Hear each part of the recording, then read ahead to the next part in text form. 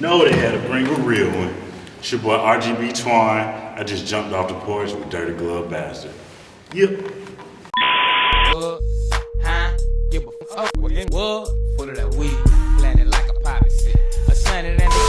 All right, y'all. So we got the favorite on the porch with us today, RGB Twon. You did. Up in this thing. It was good. Now, I said it before, but you know, nobody can sit on this porch after you because this is real luxury right here. Nah, this for is sure. This is designer. We got fresh leathers, trench coats, whatever you need, man. Come see us on the porch, man. We got a whole little store going on. Now, talk to us about these pieces.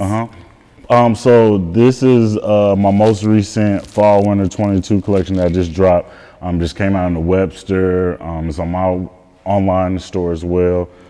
This pretty much was like something I've been working on since last year. Like, you know, just being around like musicians and being in the studio, it's kind of like has like this rock star like aspect to it. Like I just love the beauty of, like, I feel like a rock star is like the beauty of being free. So it's like you just wherever you want, like, you know, it's just like a certain swag about it. And it's like mixing that with like some of like my favorite like Japanese artworks and like color palettes and stuff like that. That's kind of like where I came up with this. And it's like, I don't know if you ever seen the movie Three Ninjas. Like, I have. It's like an old super retro, but like watching that one day last year, like the color palettes kind of just super inspired me. So it brought me to the point where I was like, you know what, let's make this a collection. And so far everybody been rocking with it. Like Jake Paul just had it on the other day. Lil Durk, it's up. Oh shoot. Yeah. Oh yeah, you came with it. Yeah, okay. I had to. Now, I know I feel like the Japanese culture is really like a really big, especially the imprint and the influence is really big within the fashion industry. I mean, you know, when it comes to like Japanese culture, like that's kind of like the fashion for, like everybody just looks for it. Like you said, like they're just so ahead to where it's like they're on year 5,000 and we still on 2022. You know what I'm saying? Like it's just a different swag. And you know, growing up, even my family would say like I always just been ahead of my time. So it's just I just always pull it from there just to make sure it's like, oh, that's why I relate with it, because it's like I'm already there. I'm with them, even though I've never been to like Japan a day in my life, but that's something I'm working on this year for sure.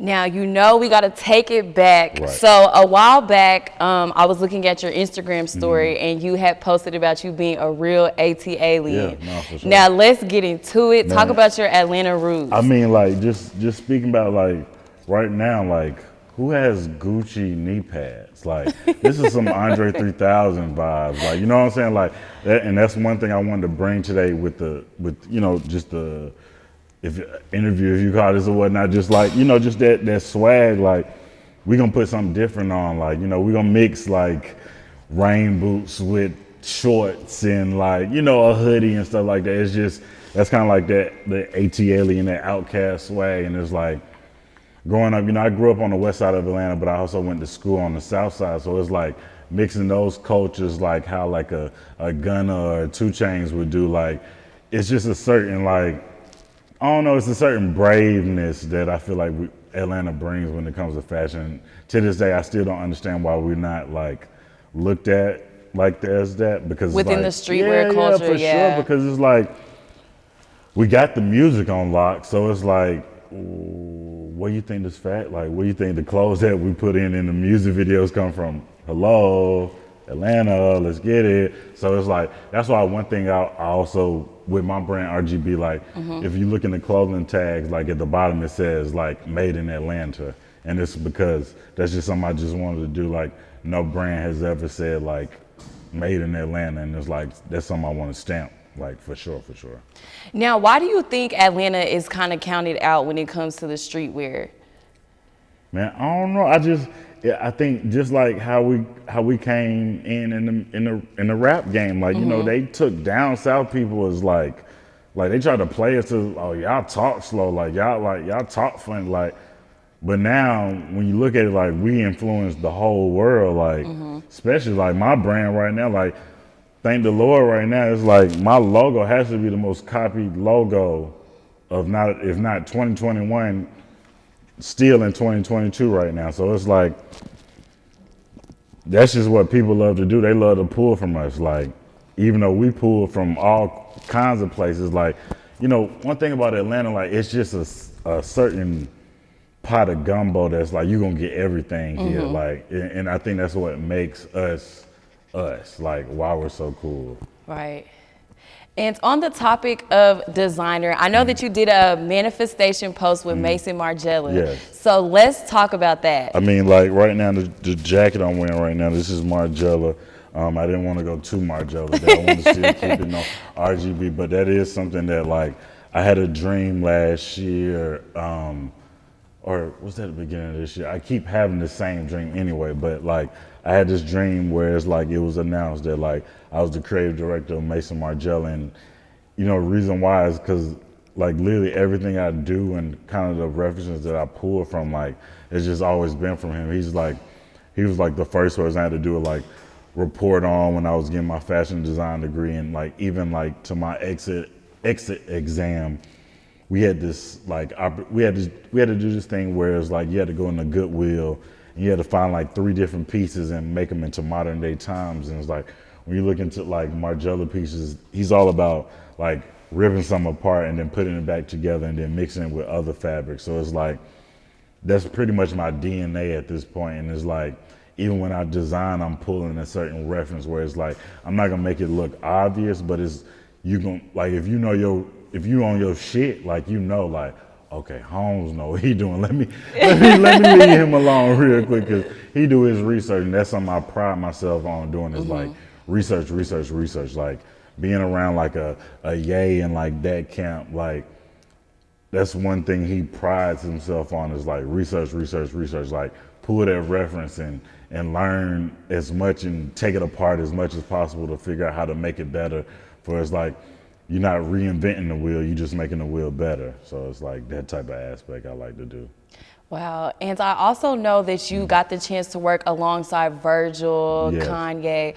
So talk about that experience and how that even came about for you. Man, so thank God, like, you know, in this game, it's not what you know, it's who you know. So it's like I pride myself on keeping a great circle, a great, you know, mentor. So it's like one of my mentors was like Sada The Prince, and if you're familiar with him and what he does for, you know, Kanye and stuff like that, about it's almost 6 years now.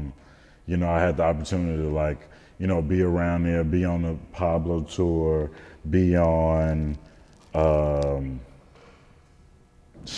everything like Yandi, Yeezus, all kind of opportunities just to be in the room, just be that fly in the room. And you know, that's when I met the like young Virgil before we got to see what an Off-White and a Pyrex would turn into. Like, you know, I'm just learning, like even from like your Jerry Lorenzos as well too. Like it's amazing that God has blessed me to be in all these different atmospheres and all these different spaces, and just me soak up game to now I'm putting that same knowledge into my own brand and learning what they did do and what they didn't do, and you know, just bringing that energy to the world that, you know, we're just going to redesign the whole world and recolor at the same time. Now, I do want to ask you, what did it take for you to even get to the point where you were able to work alongside major fashion powerhouses? I think, like I said, just keeping my face clean, keeping good energy, just being that person in the room that's like, he knows when to talk and he knows when not to talk. You know, it's like, that's something that's it's a hidden art that a lot of people don't possess, and that'll end up being it'll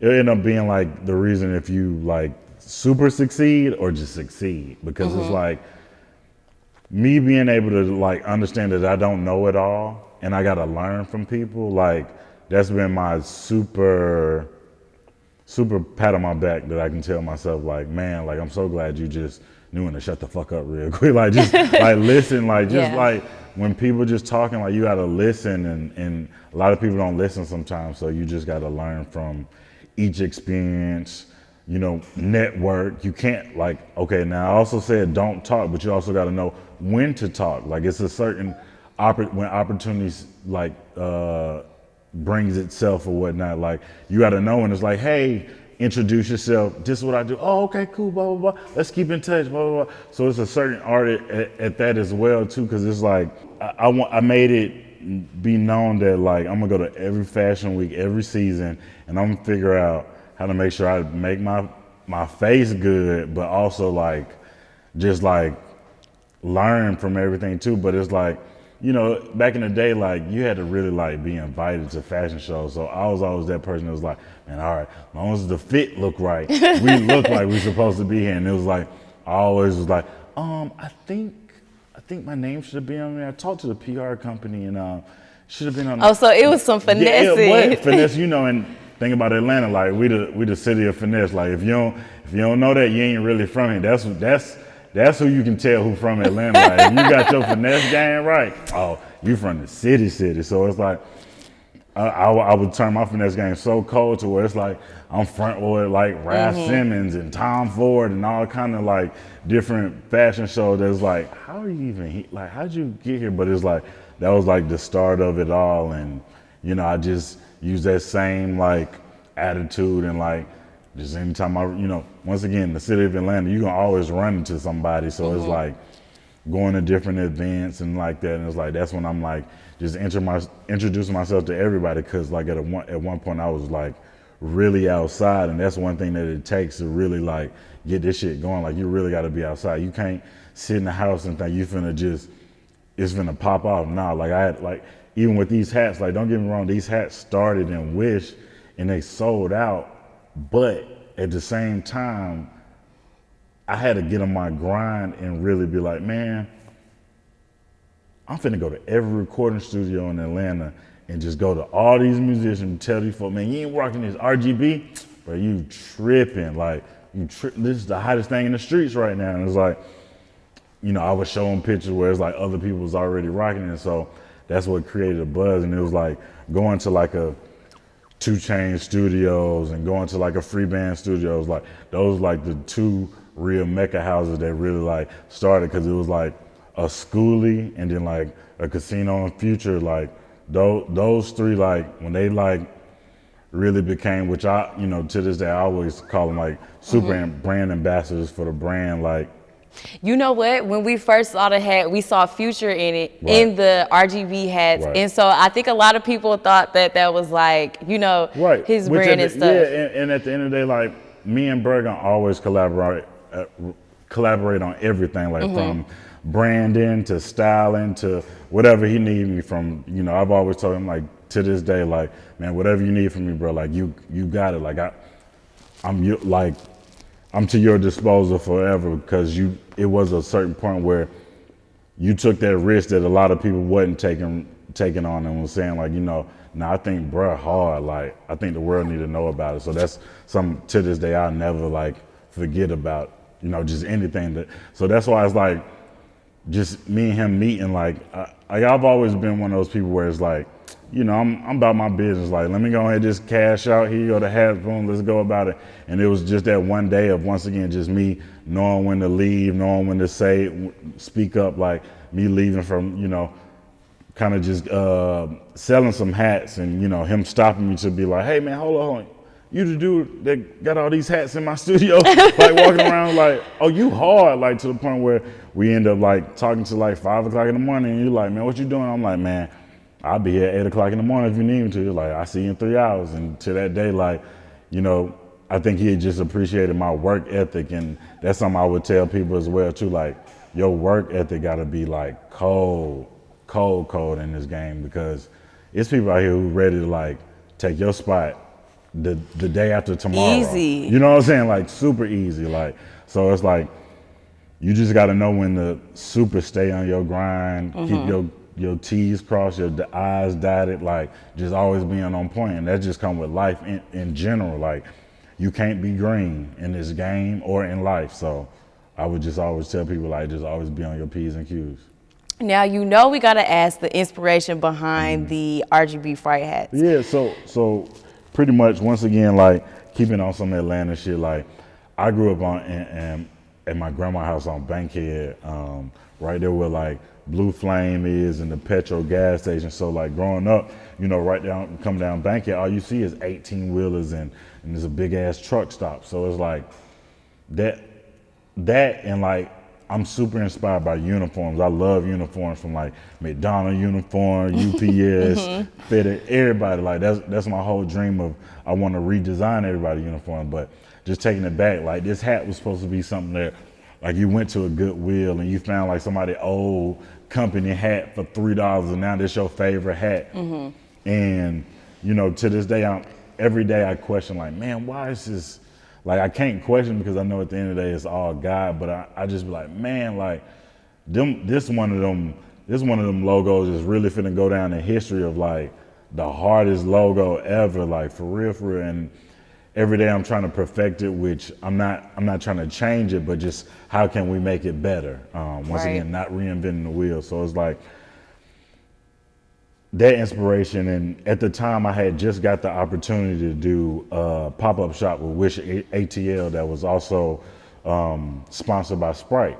So, you know, I'm like, man, growing up, Wishatl, this is one of my favorite, like, you know, streetwear boutiques that's like, I remember my auntie, the first time my auntie brought me the little 5 points and like put me on game to like Wish, and I was like, oh, this hard. This is where you get the J's at. This where you get like just little different stuff that you couldn't find everywhere. You couldn't find at a Lennox or a Greenbrier, something like that. And so, you know, when designing the collection, I'm like, man, we got to make this all about Atlanta. So it's like, boom, we had these freight hats. I did these hoodies that was like, had like the Freaknik artwork, like super inspired by that. Like, some other like sweatshirts, just, you know, kind of vintage retro looking joints that was like, you know, you just couldn't find anywhere else. And it was like, you know, just about my city, just in my hood, like we got to make everything Atlanta. So that's what the spawn of it all. And, you know, that first day when I dropped them, they sold out. I only did 50 of them. And for some reason I was able to still keep one. So the next day, I remember it was a 2-day pop-up.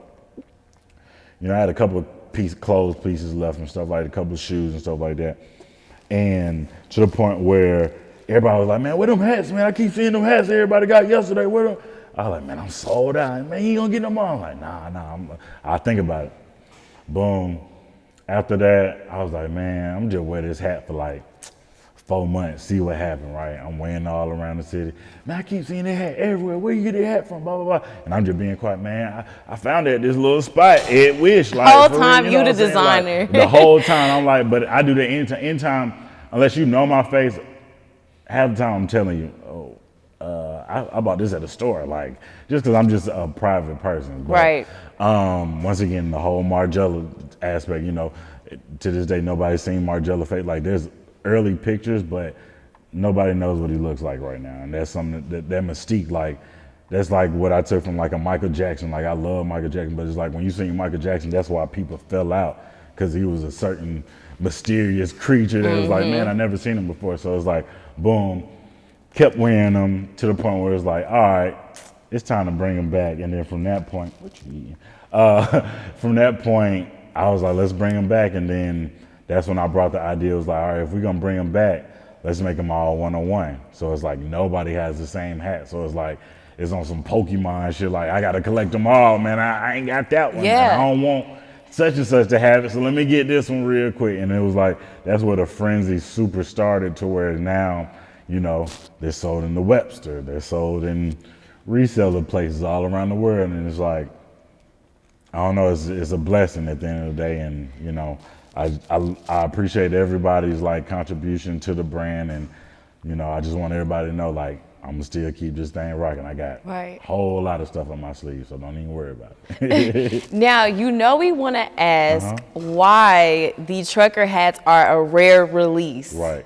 I think, you know, the meaning of luxury is something that you can't easily obtain. You know, when you think about like when you bought your first Rolex, when you bought your first Benz, it was something that you worked at.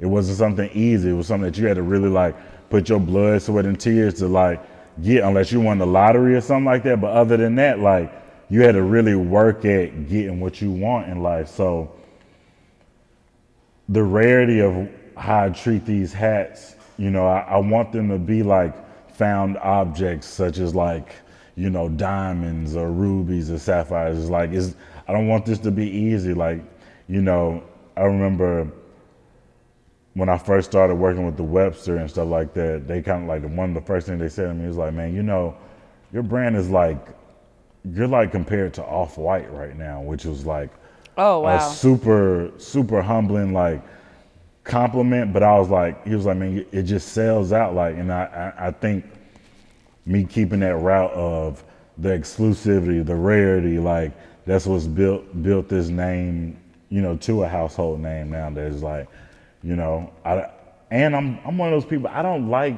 everybody to have what I'm wearing. So it's like, I don't want everyone to have what you're wearing. Like, I want you to feel special. Like, that's one thing I, like, when you buy stuff, like, especially luxury items, I used to work for David Yurman, the jewelry company. And one thing I learned from, like, when customers buy jewelry, because, you know, you spending thousands of dollars when it comes to jewelry, like, it's an emotion. Like, it's a certain emotion I want you to feel like I want you to feel like, man, I want to get a new hat today. And it's like, when you wear it, it's like, oh, I'm so glad I got this hat today. It's like, it's a certain swag that you just feel when you wear my brand that I want you to feel like, man, ain't nobody got this one. Like, I ain't got to worry about walking down the street and more so when I walk down the street, I'm going to be the eye of attention. Like, where'd you get that hat from? Like, I want, when people walk down the street, like, I want you to get that attention just like I get that attention. Like, where you get that hat from? Like, that's something I want. I don't want you to ever be like, oh, I've seen that hat at such and such on the shelf. Nah, you ain't seen that one. Nah, you ain't seen that one. Now, I know as a Black designer, do you ever find yourself having to explain why your pieces cost the way that they do? Sometimes, but at the end of the day, one thing I learned from, especially like with these hats in general, like, you got to set your price and you got to stand on it. Because if you don't stand on it, people will try to run over you, try to take you for granted. Like, even to this day, like, somebody DM'd me the other day and was like, hey man, would you be interested in doing a photo shoot with the hats and blah, blah, blah. But I'm looking at your page, I'm like, you got Gucci, Louis. I know you ain't called them for that, so why you calling me? Yeah, that's you can buy it on the site right now. So yeah, I had to shut that down real quick. And I get a lot of those, and I don't think people understand how disrespectful that is. Like, especially coming from somebody who's like, you know, I've been working at this for 10 years to get to be able to name my price this price. And it's only gonna keep going up. So it's like, you better get it now. Like, for real, for real. Right. And with you being a streetwear designer, what would you say were the challenges that you had to face when it came to making your brand a luxury brand? I think just going back to that same question you just said, like, making sure that people take me serious. Like, that's why I'm so vocal on my social media pages of like, man, it's bigger than life right now. Like, I need you to understand, I'm on a whole nother vibration and wave plan that I can't even explain. This is all like conversations of guys saying like, man, what am I supposed to be doing? What is my purpose? And every day I'm understanding my purpose. Like, I see colors different. I don't see them like everybody else. And it's my peers, my everyday peers that's truly telling me how special I am and my gift and my talent that, you know, I'm understanding that, you know, it's bigger than me. And it's about my legacy and the other people I got to employ and all the other lives I got to change, just with not me only telling my story, but just me, you know, just making a change and a difference as a African-American male, straight male at that. and being, you know, having a streetwear brand. Yeah. Because like we mentioned earlier, like Virgil, you know how he was able to really cross over and have like Louis Vuitton with pieces that you would never think that they would ever get. So I feel like with your brand being luxury and you're crossing over with the streetwear, it's destined. And I mean, just go back to like the Margeila thing, like, you know, I don't really see too many black people at Margeila like that. I mean, well, even though most recently I just went to the New York store and like it was all black people there, and I was like, ooh, this is how I want the store to look when I get creative direction. Like this is hard, for real. no, nothing like that. But it's just about, you know, I just feel like we just bring a different flavor when it comes to like everything we do, and it's like, man, I think that would just be super refreshing for the brand just to be like, oh, they got homes? Oh, okay. And on top of that, like when I did that post, like I got so many phone calls because people really, people, they believed in their hearts. They was like, man, look, I'm with you. Whatever you need, I can't wait for it to really happen, like for real. So shout out to them, everybody. And Twon, ooh, can I say your name? I said course, Twon. yeah. Sure. So I want you to go into the dynamic of rappers and streetwear.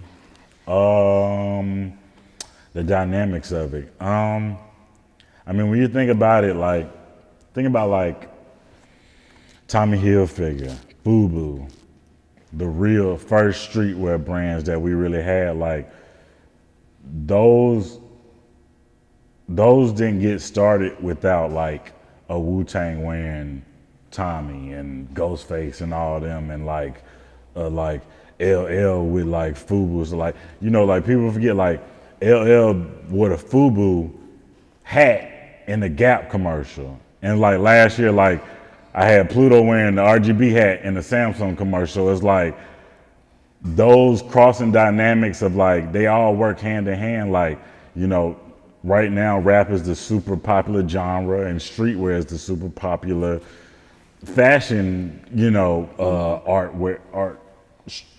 I guess that's the popular clothing right now, right? So they go hand in hand because without each other, like you gotta look fly on your album, on your album artwork, you gotta look fly on your music videos, you gotta look fly, period. Like, so it's like, I think once again, like the partnership, like what me and Pluto had, like it worked so well and it looked such like a movie because it was like, once again, you got a designer and a rapper working together, but also like people don't know Pluto's a designer too. Like, bruh, hard. Like I learned some stuff from him because even he was like one of those people that really made me feel comfortable about when I can like really go out there. Like I can wear this outfit around him and he gonna know like, bruh, Twon on this Twon stuff today. Let me leave him alone. But I'm gonna pull something from like for real. So it's like they all go hand in hand. That's why I appreciate me and Bro relationship to this day. Like just because of that, like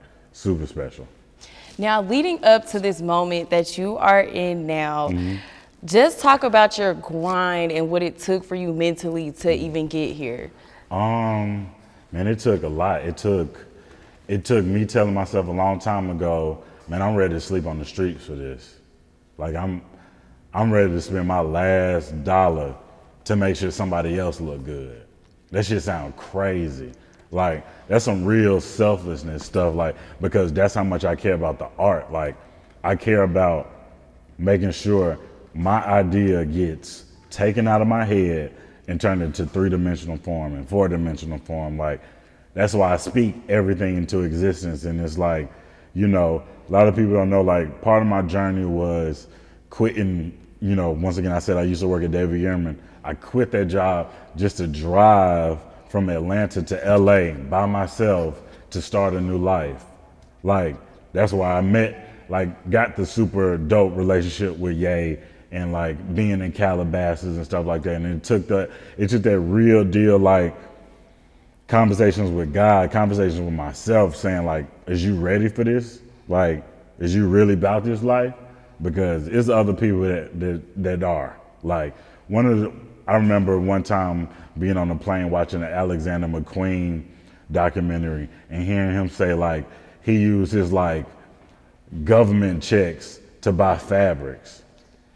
And I was like, bro, that's my story. Like, when I was in college, I signed up for government assistance and working a part-time job, but I'm also, well, I'm finna use this money and I'm staying with family, like, so it's like I ain't really paying rent, but I'm using this money, like extra money, because people don't understand, like, this fashion stuff costs, like, this fabric ain't like, that's why Gucci costs what it costs, that's why Louis Vuitton costs what it costs. Like, don't get me wrong, it's a you know, inflation on everything, like, you know, Chanel bags going up because of the popularity, but at the same time, this stuff costs. So that's what people gotta understand, man. Like, the reason why my price is because this stuff costs. Like, these $700 leather pants right here, man. This stuff costs. Like, it costs me my peace of mind, and it costs my factory to make this. So you gotta pay. I'm definitely Yesterday's price is not today's price. I'm looking at it and I'm looking at the material and I'm like, this is real man, expensive. And I had to step it up too. It's like, you know, I use something that you usually see on varsity jackets. Like, we got Chanel patch on everything, like, just to create that extra three-dimensional feel, like, you know, just something different. Like I said, I wanted to bring something super fire to the game. Literally, it's fire everywhere. like literally different to the game, where it's like, man, I can only get this from RGB. Right. Only. And what advice would you give to any aspiring streetwear designers? Man, the advice I would give them is, like, always listen to your gut. Anytime your gut is telling you, like, we supposed to go right and everybody telling you go left, like, no, listen to that. Like, even to this, like, familiar story, like me, I'm left-handed. Not okay, left hand game was good. So they full in here, right? But I remember to this day being in kindergarten and my teacher telling me, like, what you doing?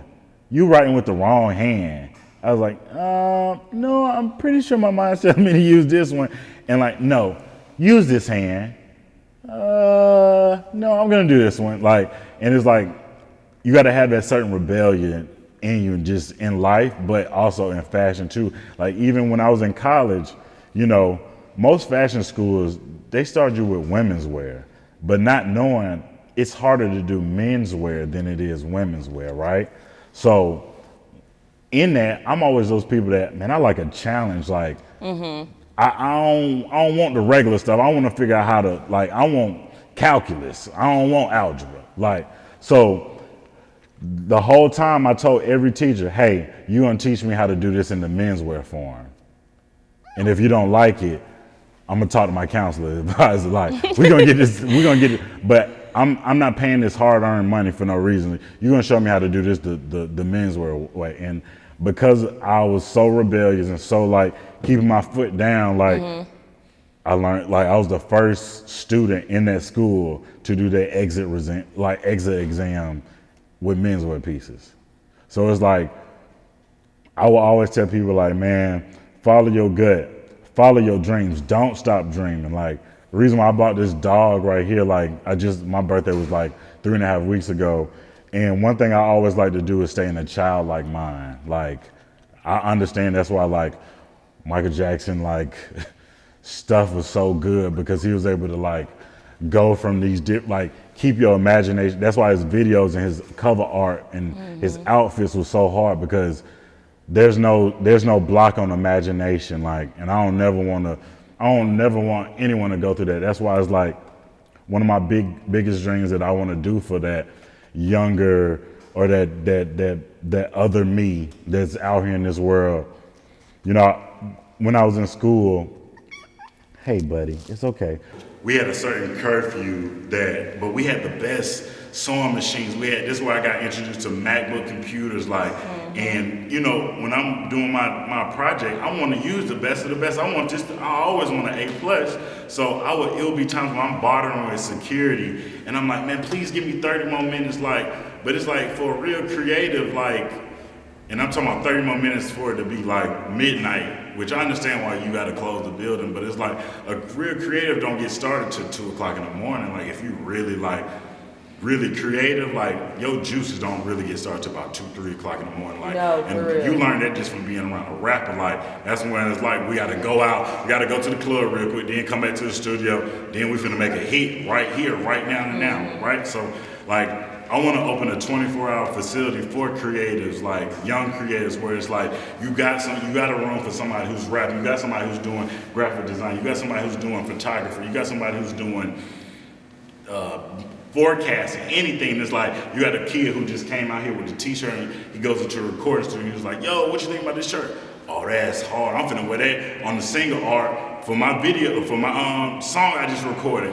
Oh, we got a photographer right here, man. We finna go shoot this right here. Now we got a whole X-Men house of fashion where all creators get to be around each other. We get to learn from each other. We get to really make a mecca of like something super dope. And I wanted to be government funded. So it's like, nah, y'all finna pay for this. Cause y'all, you know what I'm saying? Because it's like, it's gonna be a benefit for this. Like, and at the end of the day, like, I'm working hard to like, everybody should be working hard to get your own day. You know what I'm saying? Like, that's what I feel like is real legacy. Like, we got Martin Luther King Day because of what he changed in this world. And it's like, I need an RGB Day, I need a Twon Day. Any one of them in Atlanta, the city of Atlanta gotta give me a key at the end of the day. When I get done, when it's all said and done, trust me. Like, that's what I would tell anybody inspired to do this. Like, figure out how you're gonna get your day. Right. Yep. You better manifest that on this porch today, okay? Now, where do you feel your influence comes in when it comes to the city of Atlanta? I think the work that I've done with other like popular names is what kind of is like that extra cosign to be like, okay, we're hard. If you working with these people, like to this day, I remember like one thing like, I tell Ye this all the time, anytime I ever see him, like one of the first things he said to me, like, and to this day, I'm still like amazed that you said this, because it's like, bro, people look up to you for this, but it's like, I remember the first thing he said, and he was like, yo, I love your style. And so imagine you hearing that from like Kanye West, like, what? You know, look up to you, what are you saying? Like, appreciate it, but it's like, that's something that's like been super, like those different times is what stay in my head to make sure I stay grounded, make sure people know who I am when you walk in the room, and it's like, just setting my tone for who I am. Right. Hey, buddy. Now, I saw, today is Earth Day. Right. Happy Earth Day. You just dropped your Earth Day line. Yeah, so the crazy thing about how special Earth Day is, like, today's actually my mother's birthday, so it's like, oh, I really came from Mother Earth. Okay, that's hard. So it's like Earth Day is something that's super special to me. And like a couple of days ago when I was planning this, I was like, we got to do an Earth Day. Got to do it. We got to. And just speaking that awareness that, we do need to recycle. We do need to pick up your trash, and you do need to just, like at the end of the day, who knows how long we're on this earth, literally. But we gotta take care of it to make sure that happens. And I know the last time we talked, you also released your For the Love color. Ooh, yes, so that's what we're sitting on right now. So this is the For the Love of Color collection right here. Once again, released in the Webster. Started designing this last year, and it took a little minute just me being a perfectionist just with everything I do. But once again, super inspired by rockstar lifestyle and, just my love for Japanese artwork. Oh, do you mind holding these red leather pants up so they can see, like, the detail, man. This is what I mean. This is luxury right here. This is it. So, Jake Paul just had these on. Just name drops and stuff. Man, you are killing it. Yeah, you are really killing it. Now, we got your fall winters. This is also what's on the porch as well. Yes. You just released that. Right. So that's what's current right now. You can visit www.rgbib.world, the only official get this stuff to get hats, period. Or it's on the Webster website as well too. I gotta ask, what's next for you? The work. if anything. But nah, for sure. What's next? I got something super big coming up that I really can't say anything about, but just know it's like not only life changing for me, life changing just for like young people out in the world. And all I can say is mark my words when I say like, oh, bro, I've been working. Like that's all you're gonna be able to say at the end of the day. And I'm just super appreciative to not only my team, but just like my circle of people that just truly keep me grounded and keep everything going as well too. All right, and do you have any last words before we wrap up? The Fanta is on the porch. I got thirsty, so Fanta's one of my favorite drinks. If anybody ever wants to like make my day better, like Fanta, that's why it's like, I brought all the colors. I didn't even know they had, what is that? Yeah, so this is like about a month ago I was on some zero sugar joint, and this is like dragon fruit. I love dragon fruit. Fanta, dragon fruit Fanta? This is so good. I gotta check that out. Yeah, man, they got all the kind of pina colada, of course, orange. But yeah, I don't know, it's just, I have to surround myself around color, so it's like, I'll have these bottles set up in my studio of like, just all like got different colors going everywhere. That is so, yes. Twon, I love you. Like, you are just the coolest. Thank you, I try to be. Now, before we wrap up, I already said that. You got any shout outs? Shout out to my team. Shout out Prime Culture Creatives. Shout out to my boy Vivi Glory, aka Caleb. Shout out to everybody. Shout out to anybody who's ever bought anything from me. It means more to me than you ever would know. I'm working hard to where we at the High Museum. You did. Mm-hmm. Let's get it. What? Huh? Give a fuck, nigga. What? Full of that weed.